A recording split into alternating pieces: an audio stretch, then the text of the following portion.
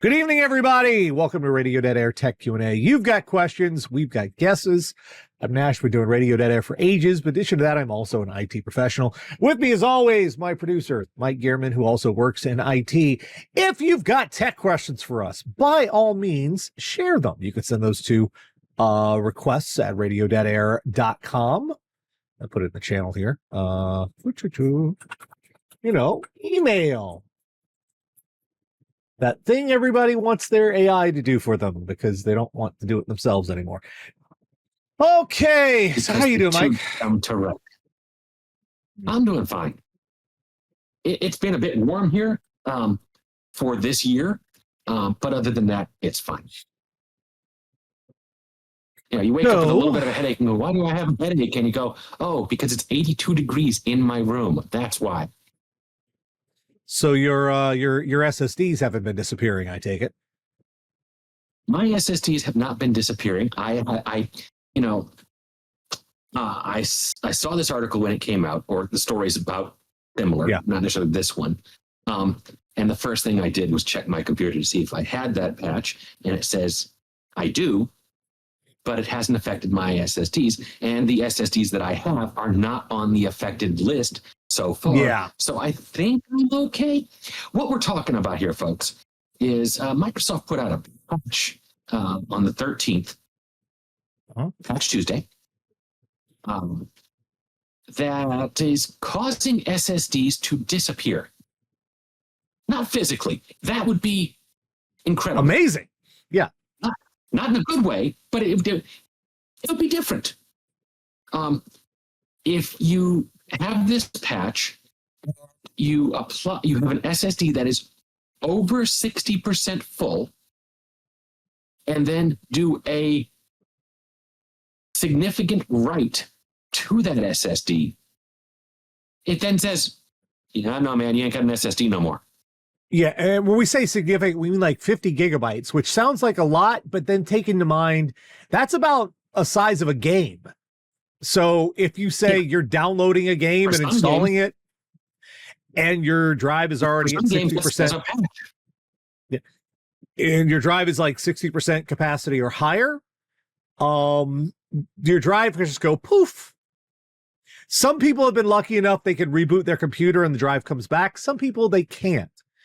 Now, the patch itself is KB 5063878, and this is on Windows 11 version 24H2. So if you're not on 24H2 or you're not on Windows 11 because you're still using Windows 10 for the next month or so, you're fine. Yeah. And they'll probably have a fix for this sooner. Once they figure out what they've done wrong. My suspicion is it is some issue with the patch and a specific SSD controller firmware. Yeah, if you don't know, SSDs are there are two main components to three technically components to an SSD. The main component is the flash memory. That's what all the data gets written to. That's the media itself. The next component is the controller, because every SSD has a little system on a chip CPU, teeny tiny little CPU, that's just there to talk to the flash RAM, and it's the go-between between your computer and the flash RAM. It's what allows the information to get written on the SSD. And some SSDs also have a little extra DRAM, actually like RAM on there as well. Not all of them do. It speeds things up. But that controller, what it looks like happening is controllers from a company called Phison, Phison, from Taiwan, seems to be having the main issue with this. That's why some SSDs are being affected and some are not being affected. If your SSD doesn't have one of, like, I think Micron is another controller. I don't know if Samsung makes their own or not, but this has been the list. Let's see, there's a publication has got a list here. And it's in Japanese. Translate that, please. Corsair, some Kioxia. There have been also reports of Western Digital drives, like Western Digital Blue drives, have been having issues as well. It's the list has just been kind of spotty and back and forth, but Microsoft is on it. The first thing I looked was trying to find a list of the drives affected, the brand names, just so I could go, oh, good, my drive is not on the list. My drives are not on the list, or oh darn, they are. Because if it was oh darn, they are, that guy was getting uninstalled right away. And if it was oh, it's not, okay, I'll leave it for now. And since my SSDs are Crucial, which is the brand, not their necessity. I mean, they're kind of necessary. Not on the list. I'm like, okay, I'm not going to do anything right yet. Let's see. Does someone else have a comprehensive list here? Okay, so where's there's a list? Western Digital Blue, yeah. Yeah, they found some, and there's so many different models. It's going to be kind of tricky to. So yeah, it's okay. So Corsair Force, Maxio, SanDisk, Kioxia. Oh, and then it goes various other drives with Phison and InnoGrit controllers. SanDisk. Fantastic. Don't give me. Samsung appears. Don't give me other controllers. Here's some other Samsung appears for once. Samsung appears to be doing okay. Seagate, they appear to be doing okay. Crucial appears to be doing okay. Corsair and a lot of the Western Digital Blue and Red drives, SK Hynix, ADATA. It looks like some of the more of the lower end drives, the ones probably that don't have DRAM on them, are the ones that appear to be having the issue. Regardless, if you've got this patch, or the version, if you are running on the Insider, the Windows Insider track, if you get the updates ahead of everybody else, the other update you want to look at is KB 5062660. That's the Windows Insider version of the patch. So I'm going to put in the channel which two you're looking for. It's going to be KB. This is the regular one. If you're not on Windows Insider, it's KB 5063878. Look in Windows Update for that one.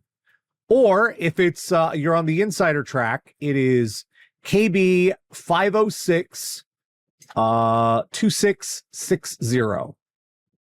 Put it in the channel, damn it. I said copy, paste. So that Japanese article that Mesh translated, and I, of course, translated as well. There it is. I got to the end of it, and it starts listing SSDs without any problems. And there's the brand of SSD that I have. Mm-hmm.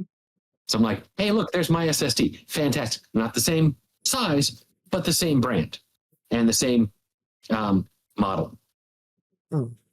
Well, it might be an issue with drives that don't have DRAM. It might be issues with drives that do. They don't know. They're working on it. So, yeah. So be aware of it. Patch to the patch within a week or so. It's kind of a big deal. You know what's not a big deal?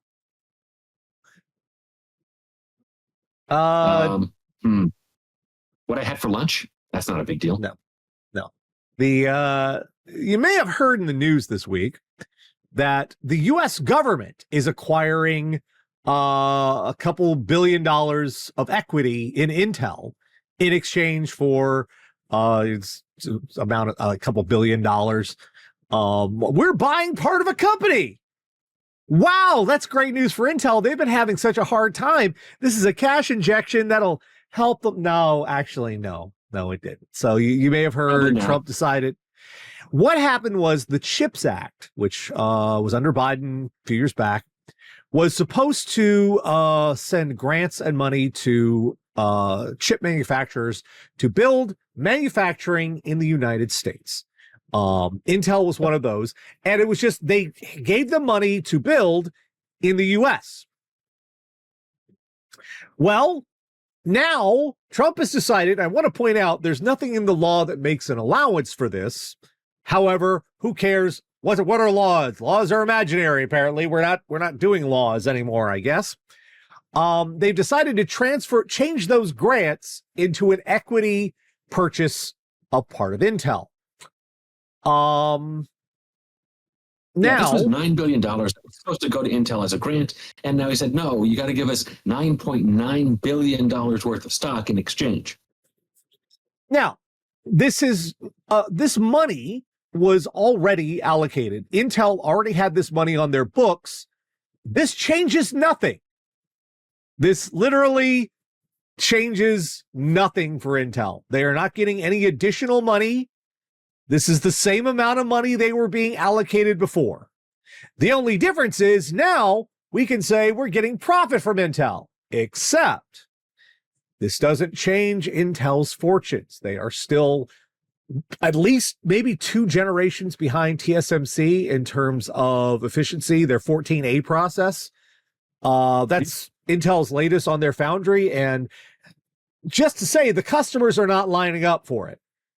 They're down the street for TSMC, but Intel's not making chips for people on, because, you know, they're not getting enough customers for the foundries. AMD has pretty much destroyed them on desktop. If you're in the enthusiast space, no one buys Intel anymore. They are also serious competition in both laptops and servers, more so in servers. And also, speaking of servers, NVIDIA has started to come in and take part of Intel's lunch there. You may remember a few years back, Intel was the only provider of CPUs for Apple, until they pissed Apple off to the point that Apple changed their entire process and went with an ARM build, so there are no more Intel Apples anymore. They have been selling off parts of the company, like their Itanium. They had, I think, yeah, they had special SSDs that were incredibly fast SSDs, but they sold them off because they can't afford to keep it. The only place where Intel has shown any promise in the market right now is in entry-level GPUs with their Arc series. The Arc B series, Battle Mage, went over great with customers. People are like, these are great for the money. These are great cards. They're very affordable. They're under $300. They come with plenty of RAM on them. They work pretty fast. But Intel isn't making them themselves. TSMC is making Intel's graphics cards. And Intel can't make enough of them fast enough because they are in line with everybody else for manufacturing at TSMC. So the only what they should be doing is putting some foundry money of their own into making those cards. But that probably makes too much sense. Well, I mean, they removed hyper-threading. Now they're backtracking and putting hyper-threading back in the next generation. We don't know how the competitive they're going to be with the next Intel is going to be with Ryzen right now. But Ryzen on desktop, the X3D for gaming, has made Intel a non-starter in the gaming space. Though I will point out, Intel still has the most popular entry-level CPU, which is the 12300F, and that thing is like 4 years old.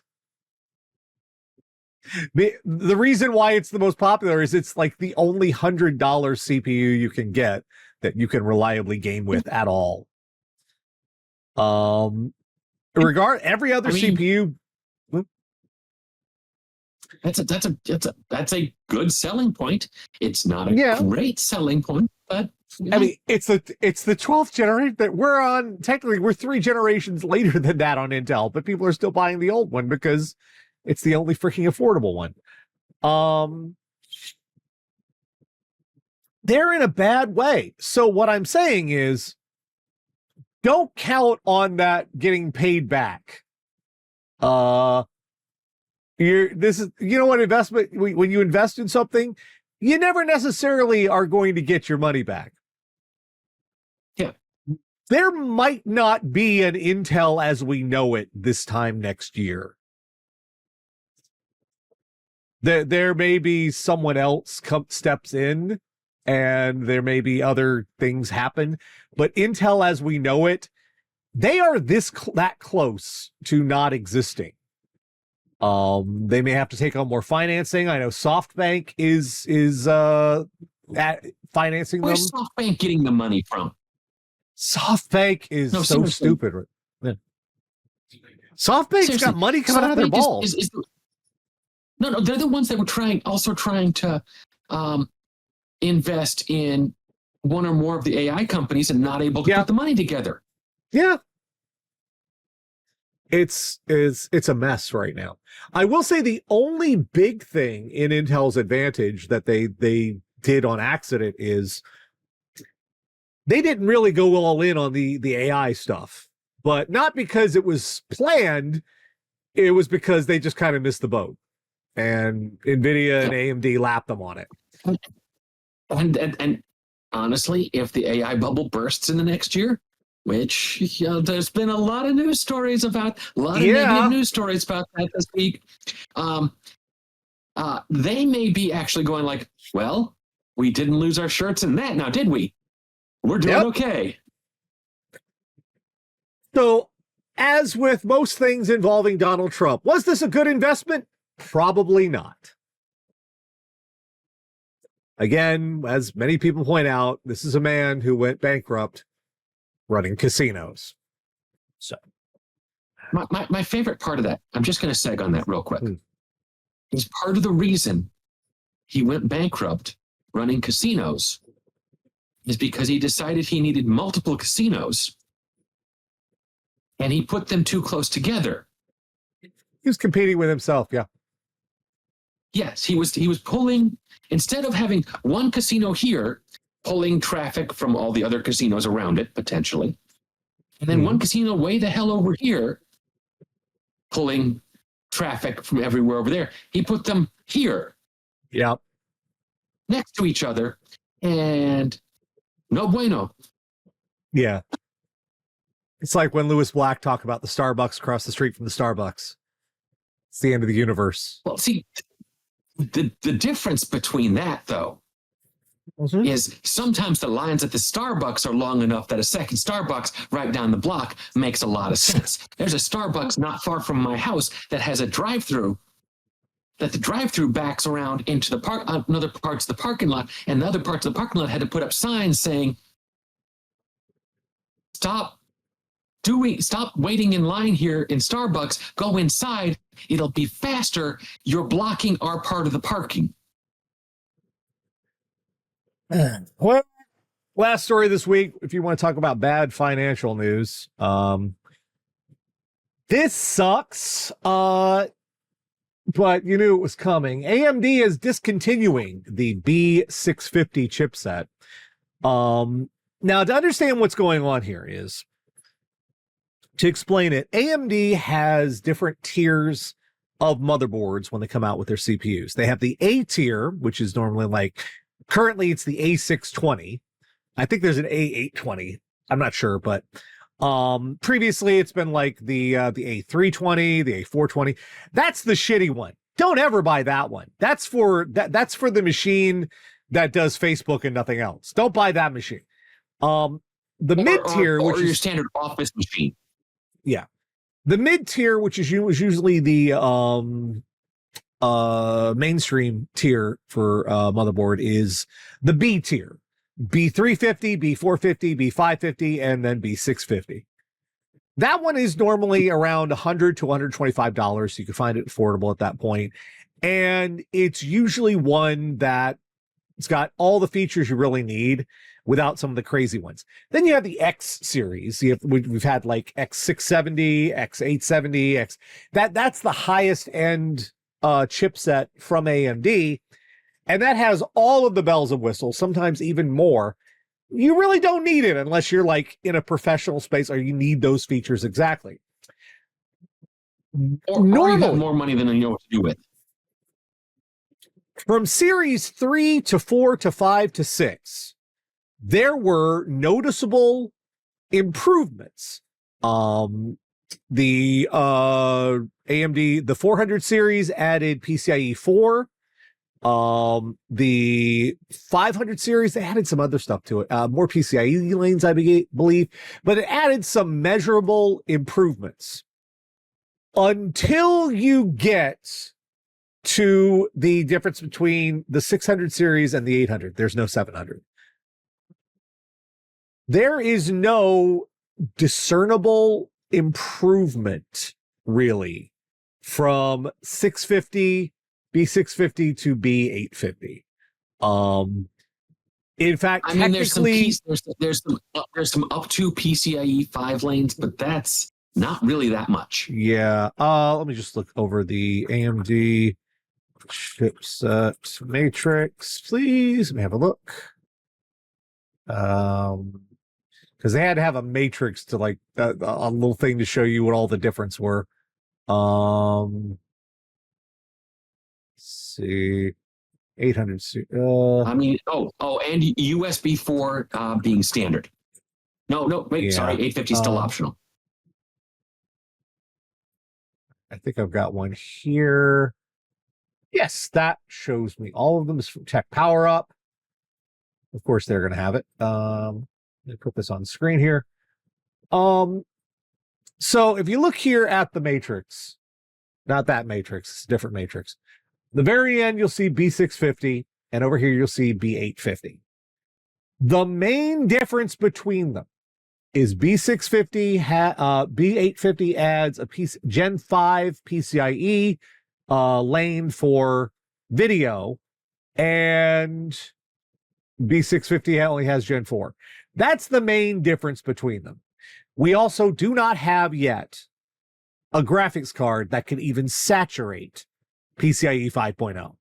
So this is kind of what I will say there is the reason to get that is to throw a PCIe 5 video card in there, but then have an extra SSD or whatever that then drops it to ×8, and you've now got PCIe 5 across the board on your SSDs. That's the only reason I can think of. It's not a great reason, but it's a reason.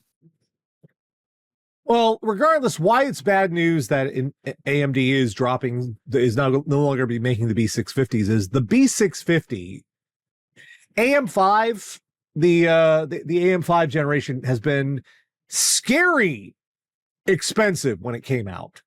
And we've only just now, if you get a B650 motherboard, you can find those usually well under $100, like sometimes even closer to 75 if you're looking for the right ones. And there is all AM5 motherboards can run all of the Ryzen 7000 and 9000 CPUs. You don't have, so if you want to get like the a Ryzen 5 9800X3D, you can drop that into a B650 and it'll work just fine. There's nothing that stops it from working with the older CPUs or the newer CPUs. B650 has effectively been a pretty good bargain if you're wanting to buy a system on AM5. It's been the most affordable option. And now it's going to be going away, and we're going to have B850 is going to be permanently taking its place. I'm going to see where here. B650 Steel Legend. How much is that going for right now? All right, well, that was a little bit too high end. Let's just see ASRock. ASRock they've been great with AM5 CPUs, crazily enough. Yeah, there's an ASRock B650. A couple of these are fairly they're at a decent level of price. Of course, there's also the fact that they're going out of stock, so the price goes up on them, even though they're not the highest end stuff. Yeah. So if you are looking to build, it's the same reason we're replacing our computers at work is because they're out of warranty. And the reason we're not just extending the warranty is because the vendor says, well, basically, we don't make that computer anymore.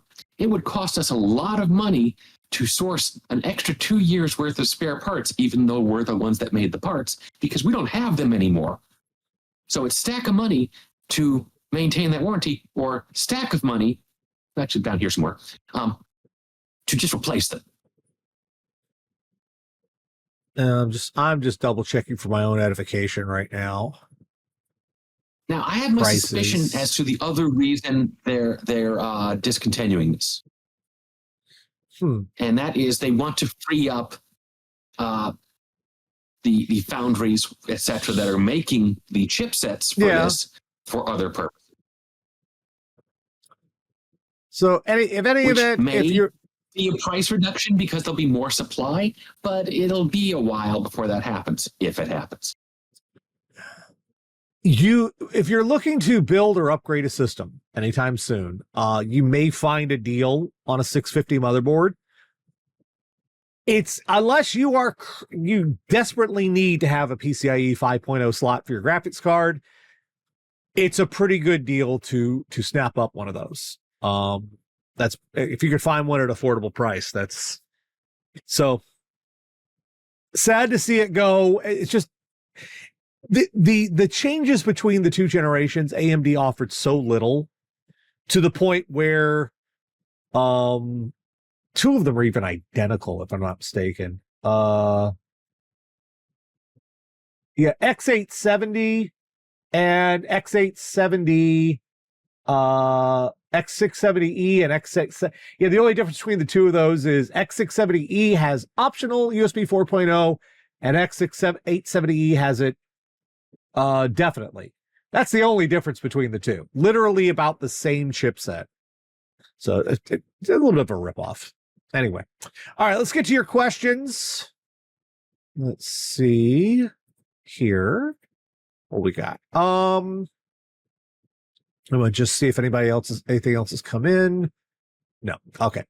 All right. So the first one we got from our comments, Vec was asking, small question here because of interest. Do all civilian, I guess you mean home user UPS, uninterruptible power supplies come with lithium cells, maintenance-free lead acid, or they're still lead acid cells you have to check and add water to? Typically, your uninterruptible power supplies use lead acid batteries, maintenance-free lead acid, because they are the batteries in your laptop are lithium these days, lithium-ion batteries in your phone, lithium-ion batteries.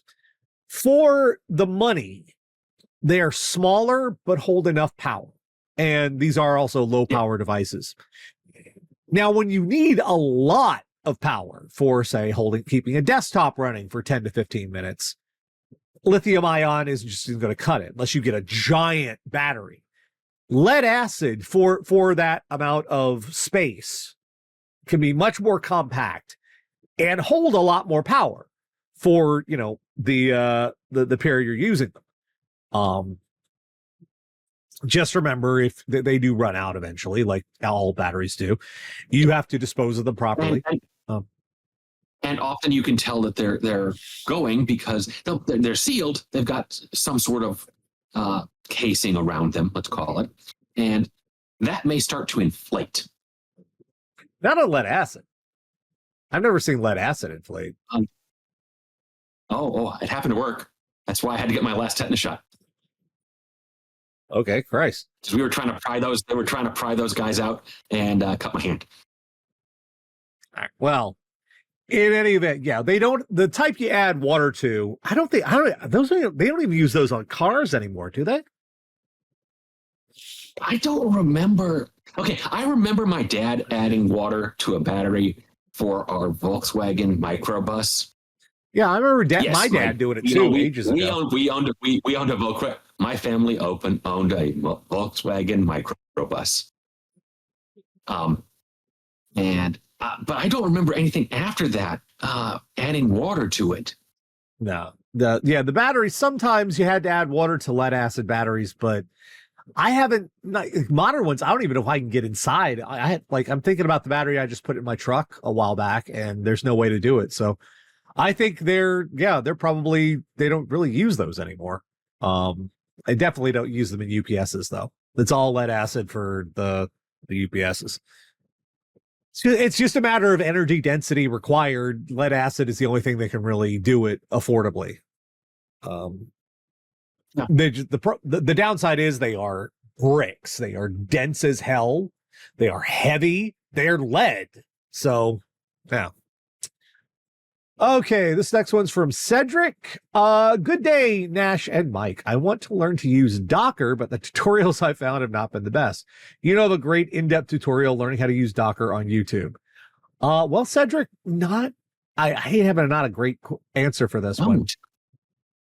Yeah, So what Docker is, for those who don't know, we might explain Docker. Docker is I suppose you call it a programming environment where you can put your code inside basically Docker envelope, and then you can basically run that on Windows, on Mac, on Linux, because it's handling all the translation. It's kind of a sub. Unless there's another Docker out there that I'm aware of, that I'm not aware of.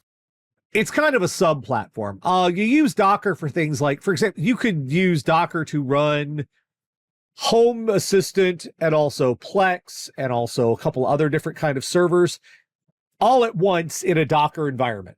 And it's one self-contained little thing. I have not messed around with it terribly much. I've been perfectly fine running all of my servers separately on my media on my server. I run them all separately as separate programs. I do not know of a great tutorial on it, unfortunately. I've did a little bit of looking, but I couldn't really judge them because they get sort of in depth, and there's only so much time we have to do. I just basically.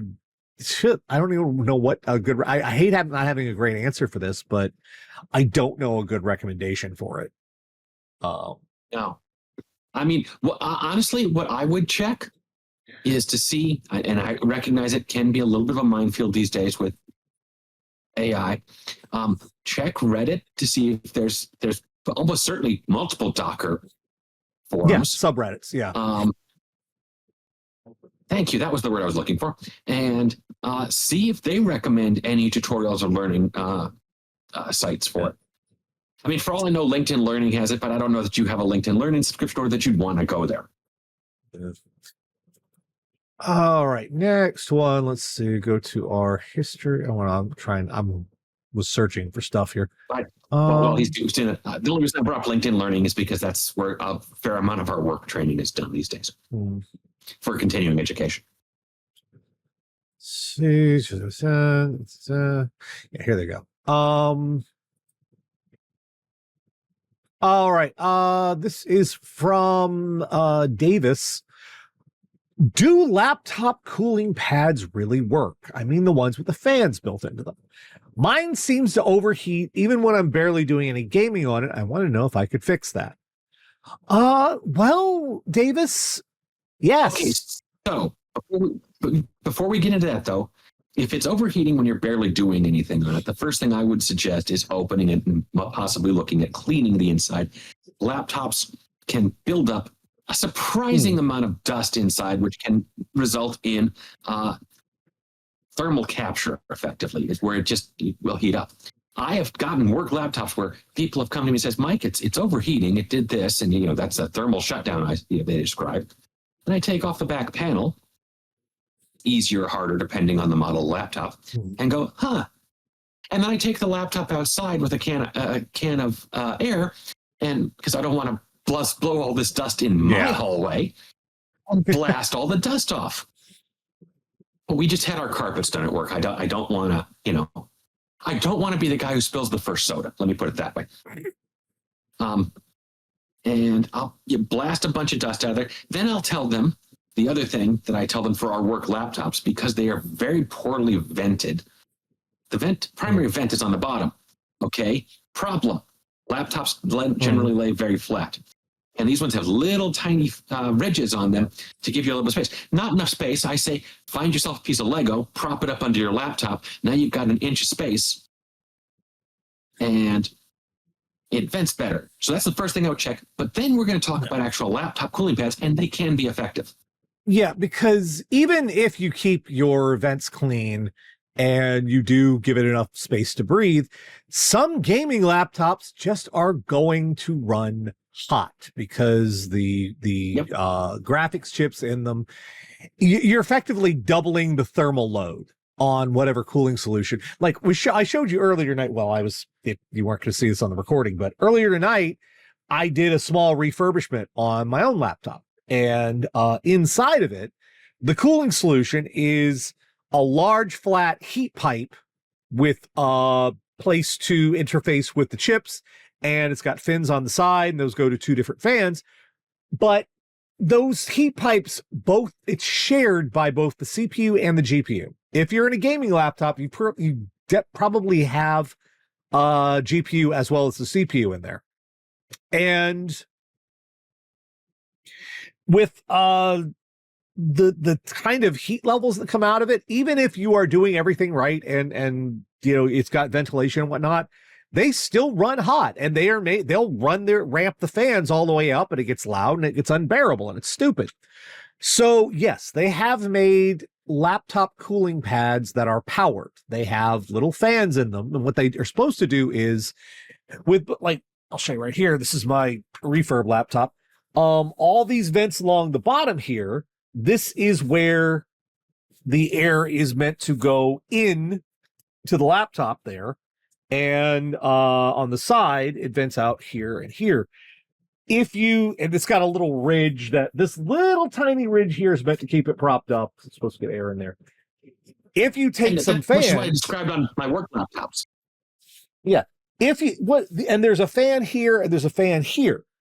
If you take another set of fans and just blow it in there, you're pushing air past the actual fan. You're forcing more in there and forcing more air through and going by. And they are powered. A lot of them run off of USB, so you plug them in a USB port in your laptop, and your downside there is you're draining your laptop battery on those fans as well. But if you're doing this at home, you probably got your laptop on home power anyway. There is one style that everybody seems to say works the best. And it's from a company, or I guess the company is called Llano, Llano. I'll show you a picture over here. This is what it looks like. It's a cooling pad. Now you're going to notice the price. That's a lot, but it really does work, because what it does here is it's got this little chamber with the fan inside, and around the edges, you see it's got that foam, and it uses that foam to seal the laptop in, so that it's getting air straight from the fan, and it sort of forces the air more into the bottom of the laptop than it would otherwise. And, it works. It's just pricey. I did see there was a knockoff. There are pricier ones out there. Let me be clear about that. They are very. Razer sells one for about 50% more than that. Do not buy Razer. Razer is it's just a waste of your money. I did see one that was kind of a knockoff that's close. It's a knockoff, but it'll do the job. This one is like $40. It's like half the price. It's still a lot of money, relatively. But it's built with about the same design. That sealing in around the edges and the big fan in the center.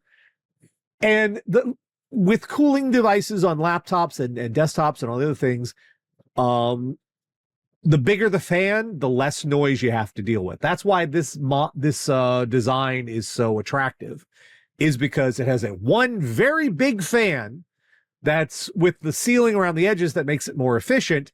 It doesn't have to run as fast. So it's not driving you crazy with a huge amount of noise, and your laptop's not making a huge amount of noise, and everybody's happy. The only downside is, of course.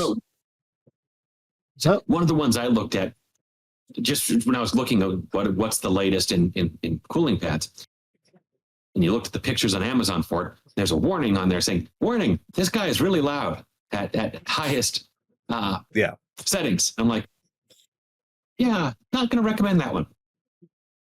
Yeah, the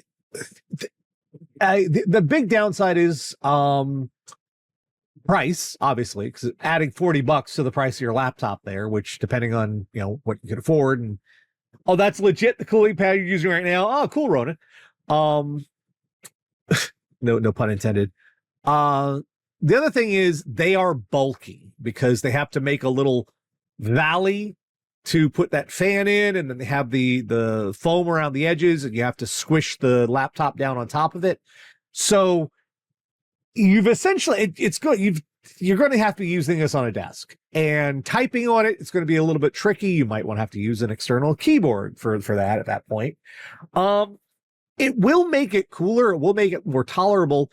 And also, it's not just a matter of heat being annoying. It also makes the laptop run slower because, if it can't if it gets too hot, it can't clock high enough to, game and stuff.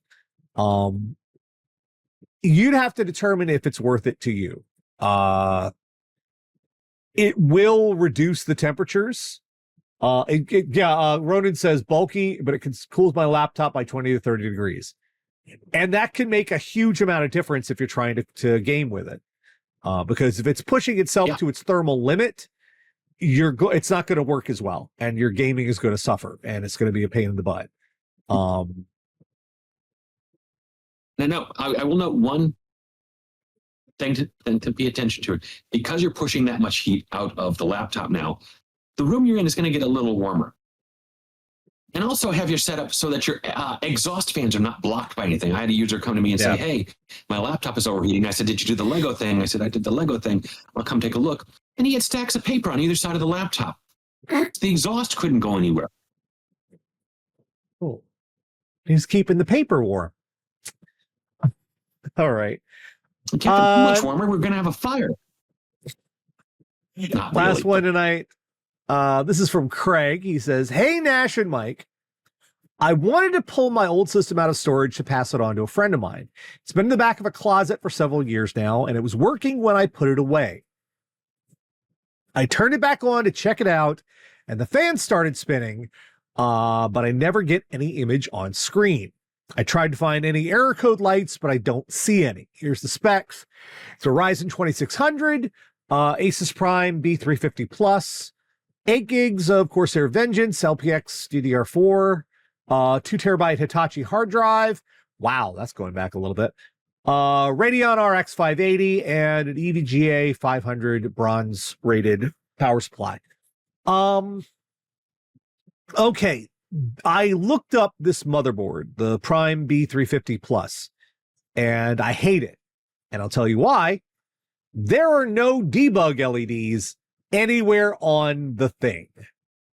And that's stupid. There are two modes of putting lights on motherboards to let people know you just look at it, there's something wrong. There's the cheap way, which is just little LED. There's a light next to the word CPU. There's a light next to the word RAM. There's a light next to the word VGA and light next to the word boot. And that kind of gives you a clue of what's causing the problem. The others they had these little 2-digit readouts that you could plug in. What do they call them? 8, 9, or 10, 11 segment, something. That they would put a 2-digit code on there, and you could look up that code and you would find out exactly what caused the problem with your motherboard. And apparently those were on motherboards for like ages now. They weren't even considered a premium feature, but then they were. So now everybody's down to the basic lights. This one, however, doesn't have any lights whatsoever. So if the motherboard does something funky, you have no clue what's going on. The only other thing I could ask is, does it have a speaker plugged into the motherboard? Because the only other error codes you're going to get out of this are beep codes. It's the most primitive of motherboard debug codes. They will beep in sequence, like 1 long and 3 short, or 1 long or 2 short, like freaking Morse code. Then you would listen to the number of beeps and the duration, and then you would go and look up what those beep codes sound about. If you're not getting any beep codes, that's indicative of some other issues. If there's no speaker on there, that can explain why you're not getting any beep codes. And unfortunately, it looks like this motherboard, I'm brought up some pictures of the backplate. It does have onboard audio, so at least you'll be able to get that. Now, the only thing I thought of, other than what Nash has already said, and this is something that when you connected it to a display, did you plug in the display cable into the motherboard, or did you plug it in to the video card? Because if you plug it into the motherboard, it might. Did this one have video out? It has video out. Oh, but which only works if yeah. Video out would only work if you had a specific AMD CPU for Mac, because back then they didn't all have integrated graphics. You would have to have one of the G models. Yeah, if it's a Ryzen 2600, so there's no video output directly from the CPU.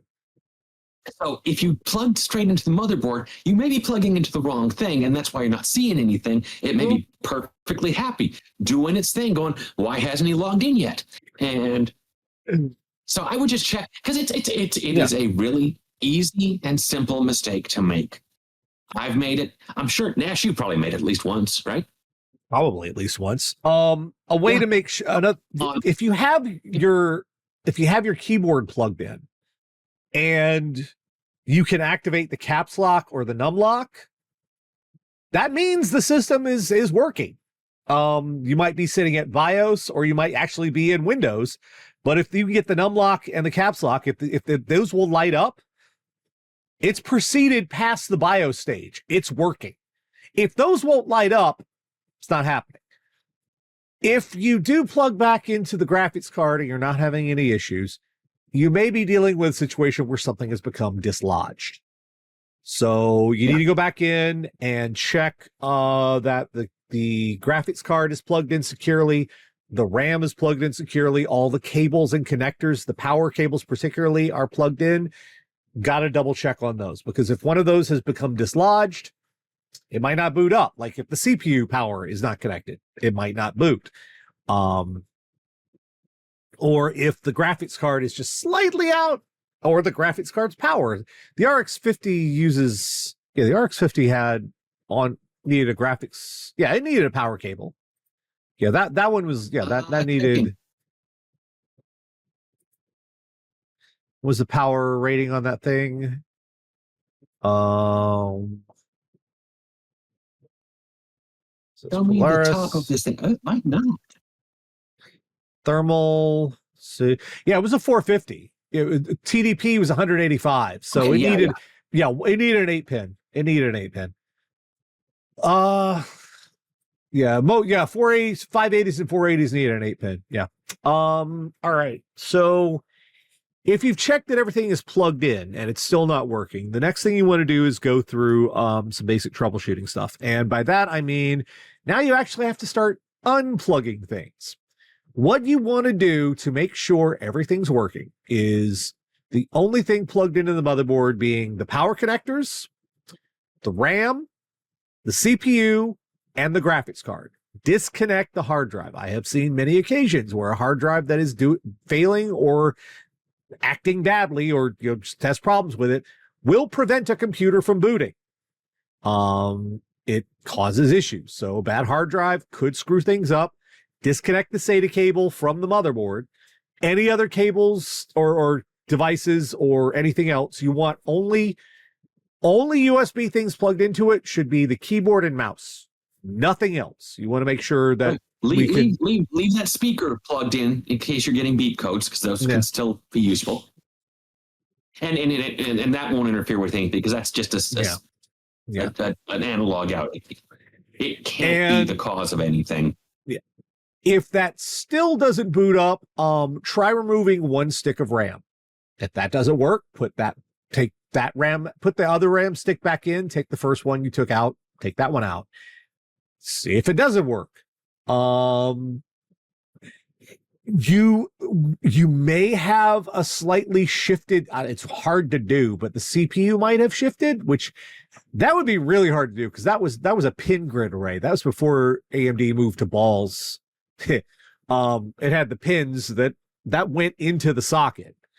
It might have been I have seen quite often with AMD CPUs, the thermal paste will act like an adhesive to the bottom of the cooler. And if the cooler dislodged a little bit, it may have pulled the CPU out of the socket. I've seen quite often, and just a little tip. If you're working on an AM4, yeah, hi, Greeny. If you're working on an AM4 motherboard where you still have a pin grid array where there are pins on the bottom of the CPU and not just like flat land grid array,